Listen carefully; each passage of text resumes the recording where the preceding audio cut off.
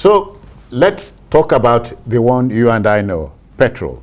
You know, as a country, we possess the knack for making simple things complex and making that which is complex simple. That's a little bit funny. It's the irony of how we live as a people.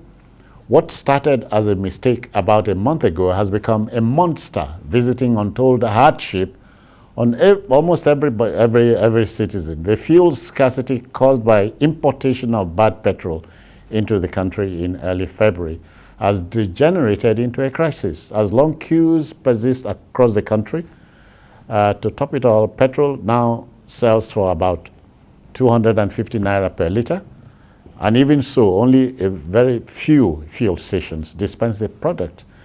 In this journalist hangout weekend special, TVC News Nelson Etta gives us an update. Let's share that with him.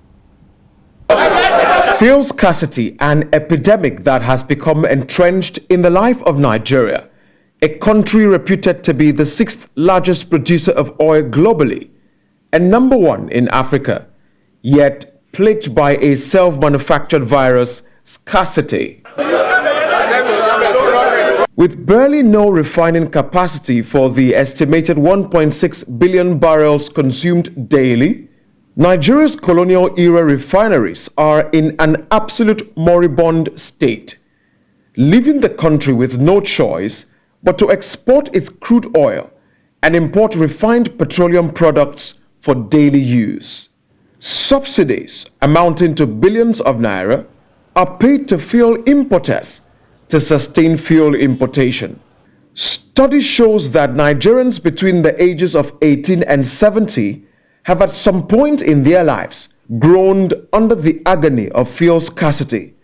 That represents approximately about 53.77% of the total population of Nigeria. The first major fuel scarcity was recorded in 1996 under the General Sani Abacha-led military regime, and then in May 2007, just as President Olusegun Obasanjo was leaving office and President Umaru Musa Yar'Adua was sworn in, and under President Goodluck Jonathan also in May 2015, while he was preparing to hand over to the incoming government of President Muhammadu Buhari, and under this present administration in 2017, 2018, and now 2022.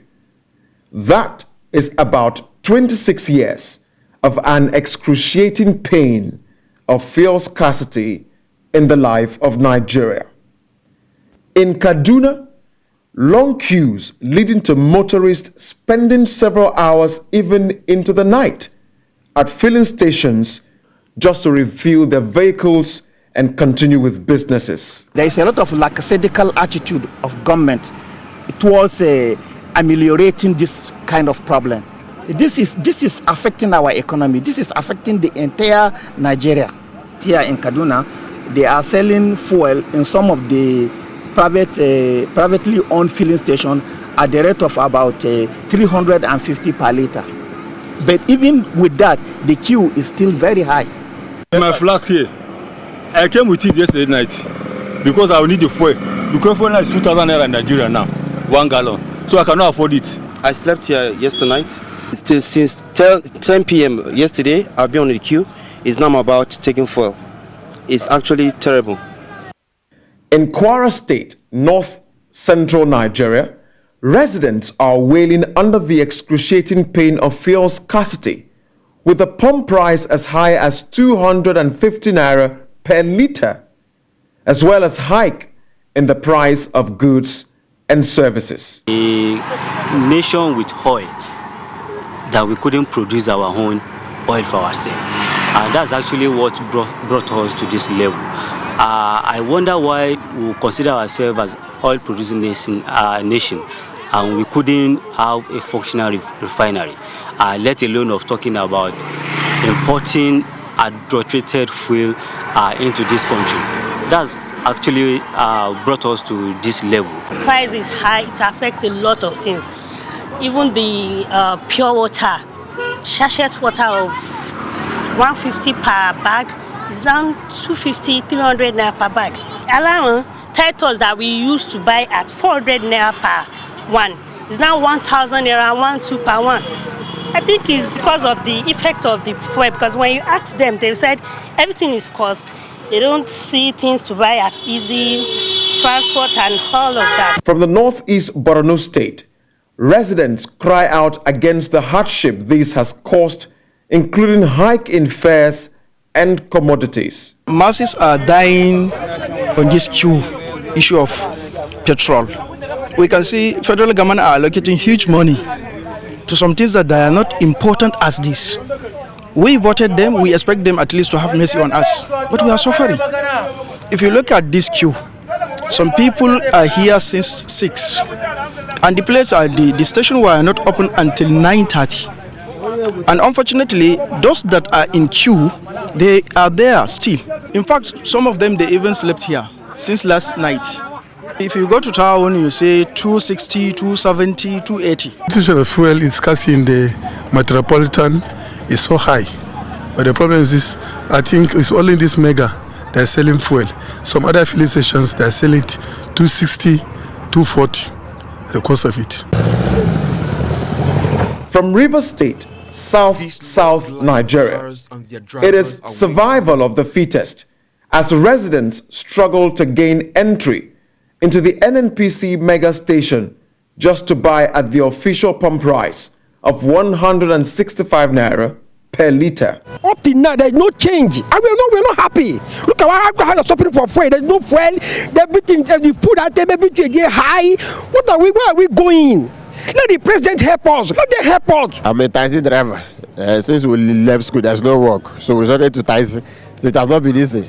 It has not been easy on my side. Because one, if I do go to work as a road taxi driver, I won't get income. In Osun State, southwest Nigeria, Governor Kolade-Otitoju has set up a committee to work with independent petroleum marketers in the state to address the problem. We have set the ball rolling, and there is a committee that has, been set up by the governor through this meeting, and through that, all hands will be on deck 24 hours to make sure that results begin to roll in as soon as possible. For NNPC to bring product back to their conventional depot, which is depot like NNPC depot Ibadan, Musimi and all others like that, to resolve the issue quick, because what we are buying from private depot is outrageous.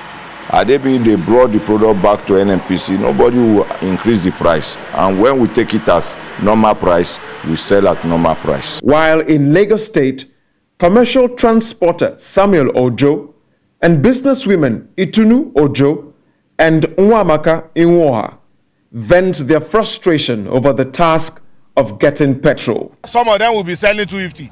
In my area, I bought 300 naira per litre 2 days ago. The filling station started selling around 10 o'clock. And as a matter of fact, he even wrote on the meter that is 300 naira per meter. That shows that the 320 naira the federal government is projecting, we are getting there gradually. Do we have any choice now? The way I look at the whole thing, it's like the federal government want to increase the fuel, and they want to put us under some hardship that by the time they increase it, we don't have any choice down, just to succumb to their decision. Coming out this morning, I've visited different types of gas station. I've been to Mobi. In fact, I bought, before I got to this place, I bought diesel at the rate of 5.45 at Mobil. The price to fill the 60 liters before is now the price to fill just 30 liters. It has been so terrible. For the past 2 weeks now, I've not been able to go to the market because of the inflation of prices, and even transport, because what I do, I normally take my car to the market, and because it has been so difficult for me to get a fuel, even to queue on the line. At times I will leave home as early as 5 o'clock to be able to get fuel, and at the end of the day, before it get to my turn, they will say they are no more selling. So I'll end up going back home, doing nothing for that day. So it has been like that for like 2 weeks. while the promises of the Nigerian National Petroleum Corporation (NNPC) of easing the pain caused by protracted scarcity of the product by releasing enough supplies into the country is yet to be seen nor felt. Nigerians are again left to find a way to survive this untold hardship in hope of an intervention by the government. I personally cannot thank Nelson Etta enough for that report. But let's start from Abuja. Jide, we are here. So just the other time we were thanking the Buhari government. This wahala with petrol supply had never cropped up until February this year. So we are in it. Are we in it for, not for good? Actually, we're in it. Actually, it's not true that under this regime, we've not had fuel scarcity. Go back to 2017, go back to 2018. It even lasted months because at that time, marketers were reluctant to import the product because they were being owed subsidy payments. So before NNPC took the decision to begin to import by itself, we had long period of fuel scarcity, and it took the Senate a public hearing where the marketers said, look, the problem is that NNPC did not have enough stock. Go and check the record. Supply had tapered down for months. So later we discovered what the problem was. So under this regime, 2017, 2018, we had serious fuel scarcity. But when people talk, they give the impression that it had never happened. I mean, that is not being in touch with history. We've had this kind of problem before, even longer than this, under this administration. This one, yes, we know how it happened. Yes, some people brought in off-spec petroleum into our country. But we expected that by now the problem would have been solved. It's already about a month. And we kept receiving assurances that the problem will last for only a few days. Just some days back, the NNPC GMD was telling us that they had 1.7 billion liters of petrol in marine and on land.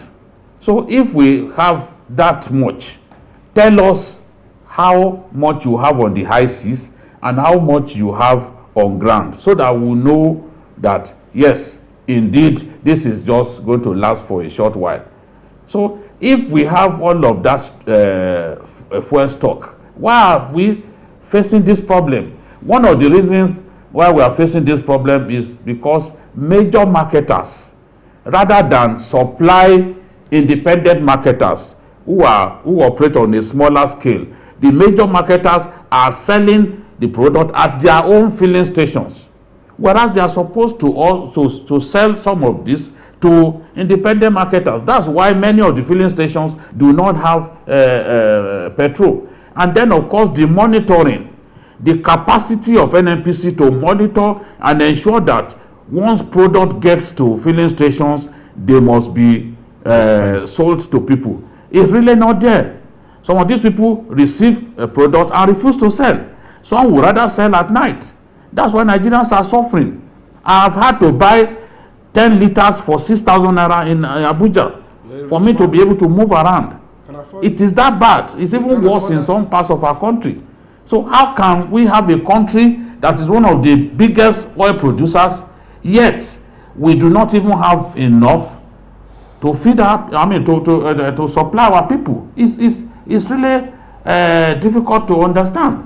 Yeah, thank you, Jide. But this suffering, NNPC must find a way to mitigate this suffering or put an end to it, because it's worsening the predicament of our people. We are already the capital of poverty in the world.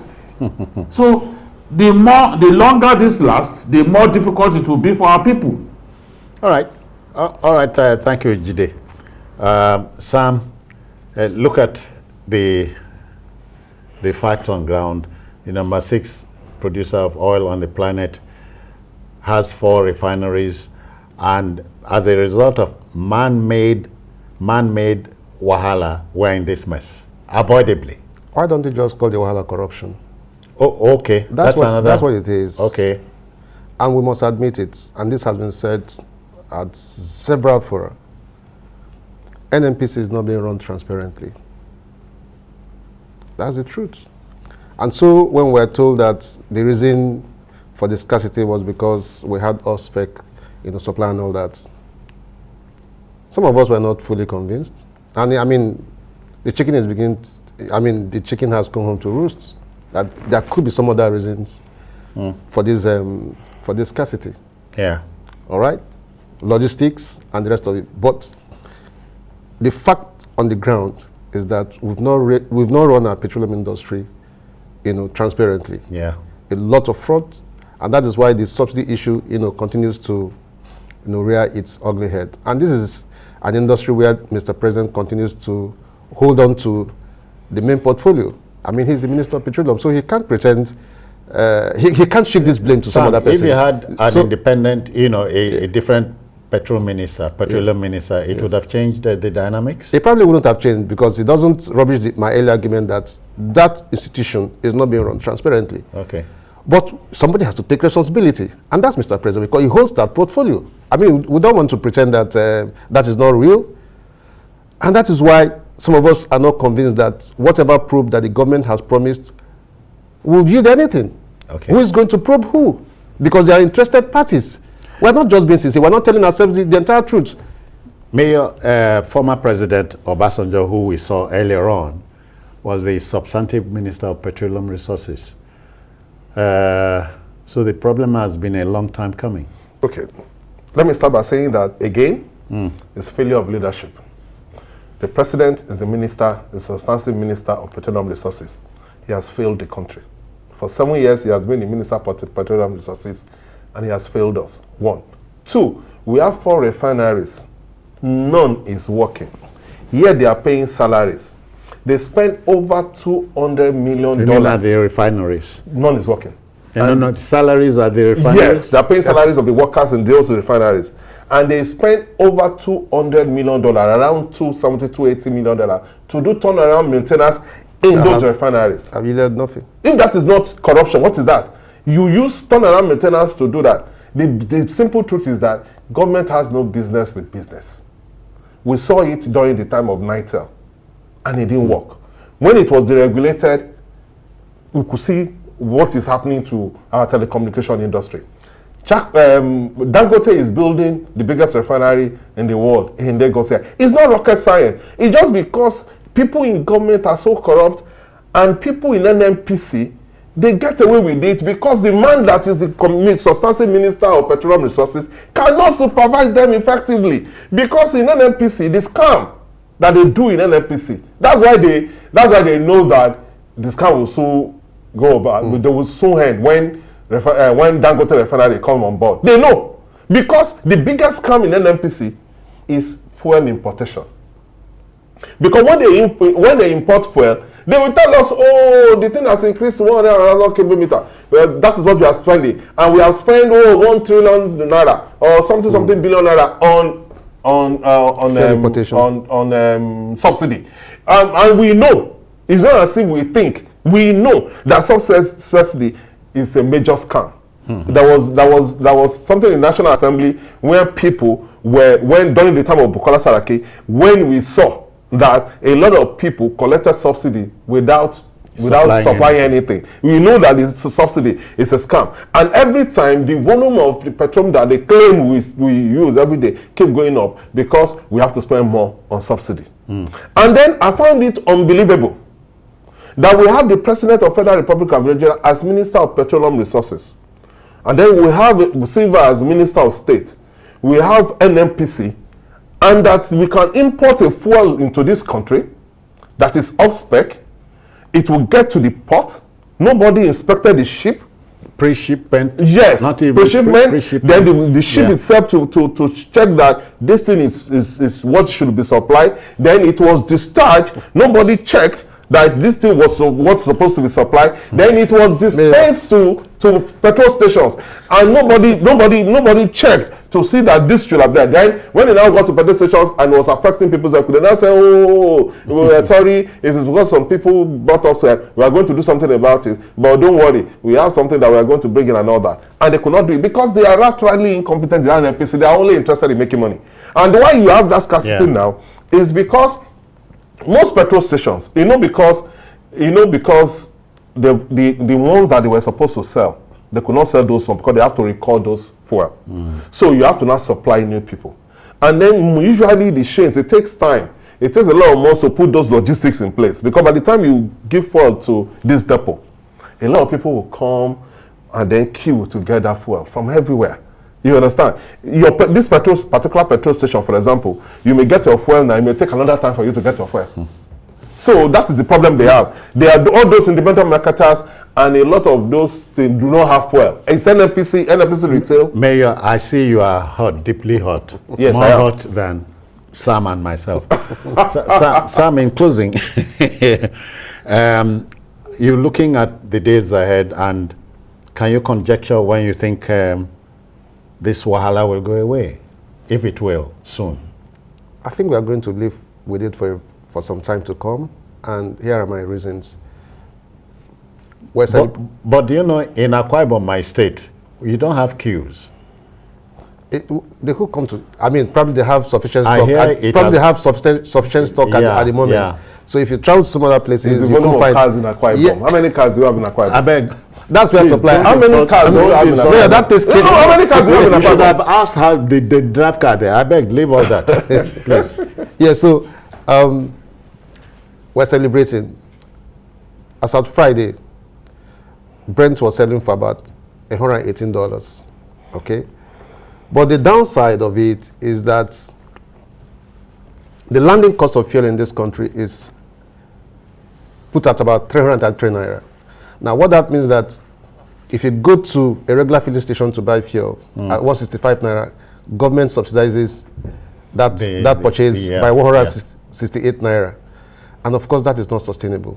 So if you ask me how long more are we going to stay with this, I think we can continue to bury our head in the sand and expose our behind. The fundamentals don't look good. We must live with it. And that's why I'm worried that the government will wake up and say, no, we're not going to execute certain plans that we have signed, agreed to, until after our administration is gone. Sam, we need to live, we need to be real to ourselves. Ibemere, you are not alone, because the supreme irony of life is that hardly anyone will get out of life alive. So, True. So me, I won't follow you there.